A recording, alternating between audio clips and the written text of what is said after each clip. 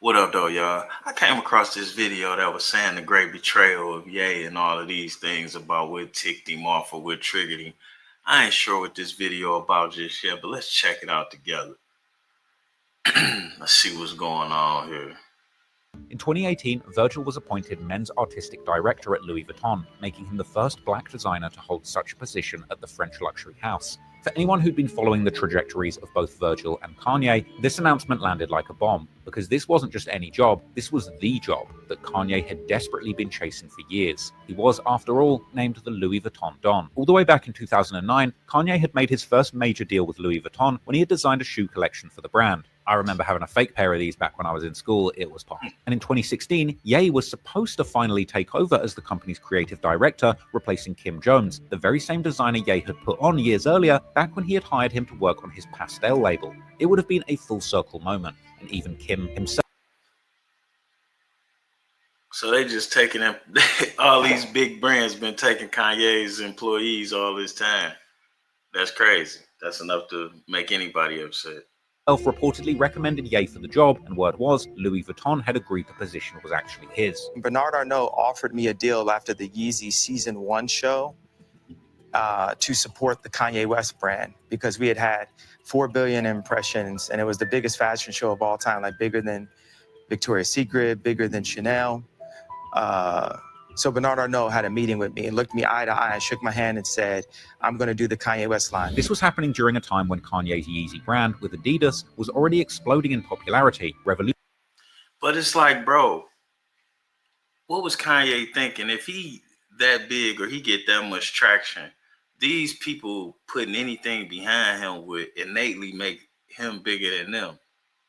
And then if his company that he's on, let's say he had a 50% stake in his company, if his company dwarfs them, then his 50% automatically becomes worth more than their other companies. I mean, that's not necessarily good business sense for an investor, but maybe it is if you're not a hater. Because, I mean, you own your piece of it all, so. Revolutionizing both the sneaker market and Ye's bank account. His shoes were selling out instantly, reselling for thousands, and turning him into one of the most successful designer entrepreneurs in the fashion industry. But despite building what would eventually become a billion-dollar empire with Yeezy, Kanye still craved legitimacy from the fashion's old guard. No amount of commercial success seemed to satisfy his desire for acceptance from the elite fashion world that had long dismissed him. But then, the 2016 breakdown happened. To give y'all my truth. You can't tell me. Now, look. I do got some Kanye clothes. I do got some Ye clothes and whatnot. T-shirts, whatnot. But you can't tell me all of that stuff is fresh. Now, I support it just because it's Ye. I don't actually wear it. You can't tell me all that's fresh. But let's continue. Even at the risk of my own life, even at the risk of my own success, my own career, I've been sent here to give y'all the truth. Jay-Z called me, bro. Unfortunately for Ye, this now infamous public meltdown spooked LV execs so badly that they would end up hitting the brakes. Kim Jones was asked to stay on board a little longer, and Ye's dream was quietly put on ice. But by 2018, LV was finally ready to make a decision. But by then, things had changed. Behind closed doors, they decided that Ye was too unstable to represent the brand, and instead, they handed the role to his closest protege, Virgil, a man who, by all accounts, was one of Kanye's closest friends, someone. Now, you can't tell me that ain't foul. That's like technically you doing business with me without doing business with me. But, and then did Virgil have these qualifications? Because I see another video that say he wasn't qualified, but who's to say who's qualified? A black man got it. I'm from the outside looking in. As long as a black man got in a position, I'm with it. But I can't act like you ain't Shaft, dog, because that was a Shaft. One who had seemingly been quietly watching, learning, and maybe even plotting all along. And just when you think it couldn't get more cold-blooded, Virgil would hit Kanye with a call, allegedly just a few minutes before the news broke online, to let him know he had just taken the job that Kanye had spent almost 2 decades chasing. And then, when Virgil finally made his debut for Louis Vuitton at Paris Fashion Week, the crowd was psyched. But in the middle of all the hype, there was Kanye, front row, tears streaming down his face as he embraced his Damn. former protege at the end of the runway. Most people at the time probably saw this as a mentor overcome with pride at his students' success. But was Ye crying tears of joy, or was he mourning the dream that had secretly been snatched from him? The dark truth, like most things with Kanye, is probably all of the above. In that moment, he seemed to embody the conflict at the core of their relationship, formed from years of friendship and camaraderie, but also fierce competition, and ultimately jealousy and betrayal, as Kanye himself would later admit. At Louis Vuitton, it was impossible to deny Virgil's commercial impact. For one, his pieces were flying off the shelves fast, but also, Virgil's history of combining streetwear and high fashion helped LV reach a younger demographic while maintaining its prestige positioning. And while Ye's Yeezy shoes with Adidas were undeniably crushing it at the time, his broader fashion ambitions, particularly with the Yeezy clothing, were still hitting roadblocks after LV curved him and embraced Virgil instead. However, as time went on, it became clear that even after reaching the pinnacle of success, Virgil never grew out of his copy and paste habits, and as we'll soon see, it was only a matter of time before this habit would eventually catch the attention and ire of other fashion creators. The first major heat Virgil... The way they play us against each other is sad. To go around Kanye to take his protege or somebody that worked for him to still end up having trouble for a company that was going to survive anyway is crazy. Why not just let Kanye have the job? Let's make no mistake about it.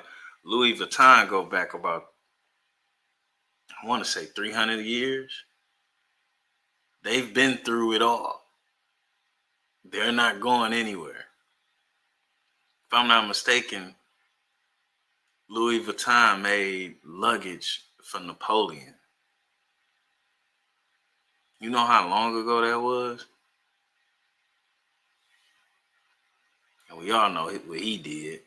Court for alleged plagiarism came shortly after his debut runway collection with Louis Vuitton, but the allegations concerned his own brand Off-White. In July 2018, Norwegian sportswear brand Helly Hansen sued Off-White for jacking their trademark diagonal stripe pattern that they had been using for 40 years, demanding Off-White destroy all products with those stripes and pay them damages. Some Virgil fans tried to dismiss the lawsuit, pointing out that diagonal stripes are common in fashion, but this missed the point entirely. The issue wasn't just about stripes, it was about Virgil's habit of constantly lifting existing designs with minimal changes and passing them off as a revolutionary. So while his supporters would claim his genius was in repackaging ideas with an unmatched intensity, it was impossible to shake off the fact that this was laziness at best and theft at worst. Because if you strip away the buzzwords and industry jargon like repackaging and recontextualization, what you're left with is a designer who built his career largely on other people's ideas. Even as the controversies piled up though, Virgil's carefully crafted persona as a trailblazer of fashion helped deflect the criticism. But for the...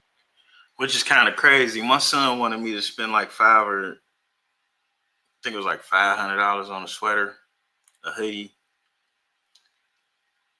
And I'm not necessarily against that type of stuff, but then in essence, I was kind of against spending $500 on that specific hoodie.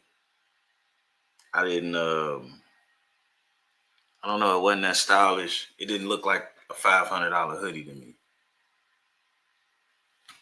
Those paying attention, a troubling pattern was becoming impossible to ignore, as later that same year, Virgil would also be accused of copying an earlier Off-White design from the artist Luca Fontana, the inventor of an art movement known as spatialism, who Virgil admitted to being a fan of. The following year, in 2019, Virgil would allegedly steal from a young artist named Punk Zek, with Punk's mother, Michelle Ellie, calling out Virgil for copying her son's designs after they had met at his Paris presentation. But Virgil would brush off these accusations by framing his approach to design as part of streetwear's rich tradition of sampling and remixing. To some, this defense was basically a masterclass in having your cake and eating it too, because unlike music, where samplers pay for clearance, or fine art, where appropriation is explicitly acknowledged as commentary, Virgil seemed to want it both ways, taking freely from others while building up his reputation as an innovative designer, and surprisingly, the fashion industry still ate it up. However, about a year later, Virgil would find himself knee-deep in another controversy, this time with Belgian designer Walter van Beirendonck, who again would straight up call out Virgil for directly copying patterns and designs from his fall 2016 collection, and this time using them in his Louis Vuitton Spring-Summer 21 collection.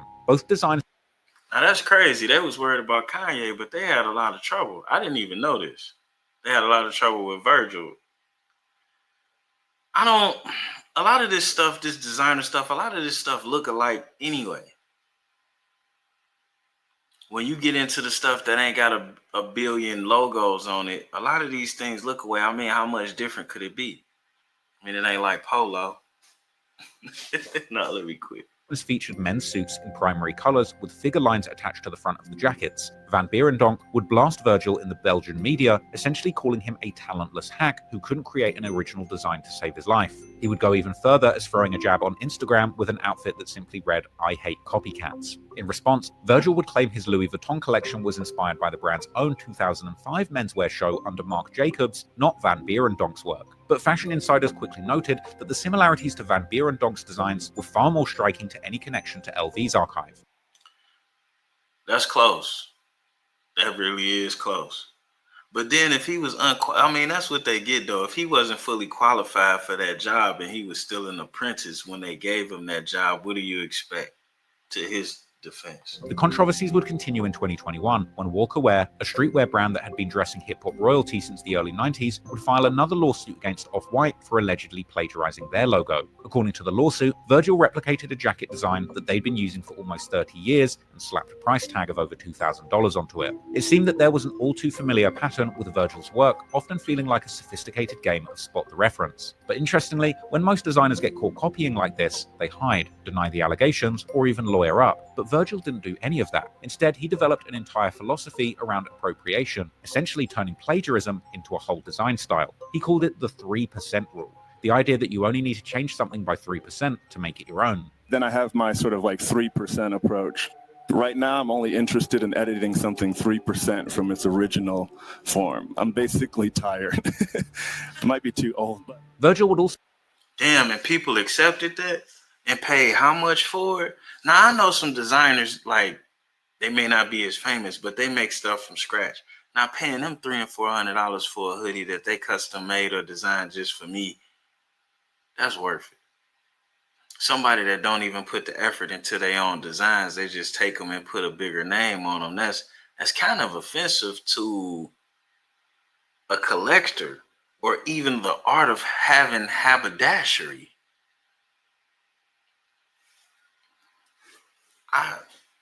I couldn't. Could you imagine buying a $600 hand painted tie for somebody with a $400 or $300 tie that had the same design, and you got a fucking $600-700 silk hand painted? Man, that would. I'd be ready to. Oh, what happened to Virgil?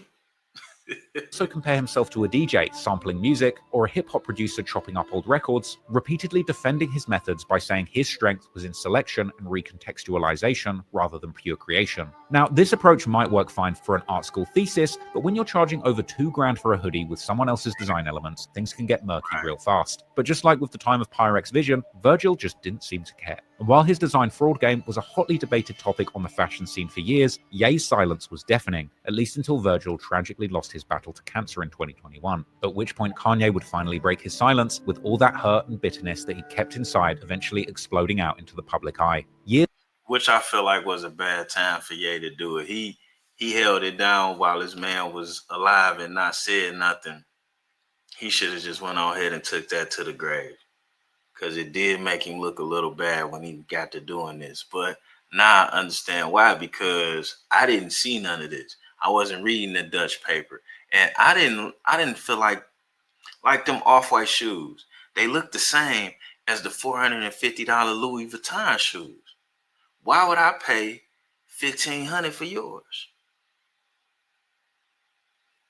It made no sense to me. It'd have been different if they looked different, or if they were fresher.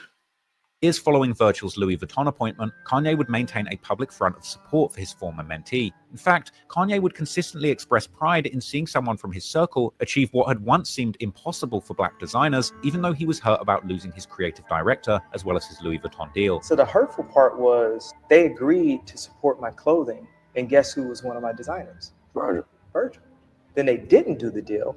They would also both go from success to success, Virgil with Off-White and Louis Vuitton, and Kanye with his Yeezy empire with Adidas, which would end up making him a billionaire in 2020. The same year, he would also strike a very lucrative deal with Gap, finally giving him the kind of creative leadership in fashion that he was promised years earlier. But keep it real, Gap... Yeah, but making clothes for Gap is different. But Kanye did take Gap from a $10 or $12 stock to like a $20 stock. Facts, he did do that. Ain't no Louis Vuitton. Then, after Virgil would pass away in November 2021, it would take even a year for Kanye's world to begin crumbling too, as his Twitter rants would bring an end to his partnerships with Adidas and Gap, and whatever was going on with Kanye, it would seemingly either change his feelings towards his old friend, or begin to finally bring out his true feelings towards Virgil that he had been bottling up all these years. And this would culminate in Ye's recent outbursts, as he would take to X on multiple occasions to air out his frustrations, saying, "Virgil let me down," and simply F Virgil. He would go on to drop the now infamous betrayal list, where he put everyone from his own kids to former collaborators on blast, and sitting right at the very top of that list was Virgil's name. These outbursts would also continue on streams that Ye would do too. In another stream, the diss would get even darker. Niggas who go against me be dead, bro. Niggas who steal from me, bro. Look at Virgil, he dead, bro. Who steal from me and try to take the king position, be dead, bro. Oh man, I gotta use the bathroom. Where's Virgil's grave? Man, I can understand putting in all that effort, all that time, and you bringing all of these people with you. You giving them exposure, because most people in the Kanye position, you don't see the folks that work for him. We never saw who designed Fat Farm or Shine John or Rockaware for that matter. But Kanye, he got the dudes with him. He's showing them, making sure they shine. And they do some shit like that. No way I'd have let somebody snake my mans that put me on to give me a position without my mans okaying that shit first. All right, you couldn't even talk to me without my mans okaying it. Okay, so one of the people that Virgil like changed their lives is gonna come after you. So that means no one's coming after you. And when asked about it in interviews, Kanye would double down with the story that we've now heard multiple times. The Louis Vuitton position was supposed to be his, that Virgil knew it, and just to twist the knife, that he went behind his back anyway. Now, whether Virgil actually betrayed Kanye maliciously or simply accepted an opportunity that had been handed to him is something that he took to the grave. But what's clear is that his decision to accept the job that had once been Kanye's dream left wounds that never healed. So where does this leave Virgil's legacy? Was he a visionary who democratized fashion and broke barriers for black designers, or was he an opportunistic copycat who built an empire off the back of other people's ideas? Couldn't he just been both? Truth, as always, is somewhere in between. Perhaps more than a revolutionary designer, Virgil was a master marketer who had a deep understanding of branding as a foundational element of fashion. He realized from early on that the power of fashion is all about the story that the clothes are able to tell. Therefore, he wasn't just designing clothes, but building cultural movements. And that approach took him very far, to the point that there's no denying Virgil's impact on the fashion industry. He not only helped break down the artificial barrier between streetwear and luxury, but he became arguably one of the most well-known contemporary fashion designers. And as the first black designer to lead a major European... Just want to point out to you, when you see glasses like that, those are female glasses. Just so we clear. Because people be talking about my buffs or whatever, but they not going past this point of my head. When your glasses do that, those are typically female glasses. Just so you know. European luxury house, he kicked down doors that had long been closed to people who looked like him. For many young designers of color, seeing Virgil at the helm of Louis Vuitton was revolutionary. It was proof that they too could aspire to fashion's highest echelons, but there's also no denying the questions about his originality and integrity. The long trail of stolen design elements is too substantial to ignore, and his 3% rule raises some serious ethical questions about creative ownership in an industry built on original ideas. And perhaps even worse, he managed to convince young designers that ripping off other people's designs was not just acceptable, but downright clever. Everyone talks about Virgil. He has that 4% rule. You see something you like, you change it 4%. Do you live by that? I live by that. I fuck with Virgil, but I think I'm gonna do it better than Virgil because they call it a 2% rule. I call it take that shit. So yeah, some Look, they got him looking like a thief behind the rack. Yo, man, whatever you got to do to be successful, you ain't got to be a thief. And this is some of my problem with a lot of this luxury shit. I'd rather just do tailor-made or custom for myself with a lot of these things based on what you're spending, because a lot of the quality be low. A lot of the times the design ain't original. A lot of the times you'll have something with a name brand on it and it's made in China. So what value can you place on that? I tell you what value it is. None at all. It's just like the story of the King's New Clothes. Google that one if you ain't never heard it. We out. Crazy. But if you able to make a career regurgitating stuff, why wouldn't you? People do that shit in other businesses all the time. People steal ideas in ad agencies and marketing firms. People take credit for other people working in the hospital. It's going on everywhere, not just for Virgil. That's a hella fat picture of this dude right here. He looked like a thief right there. Slightly a weirdo too at the same time. We out.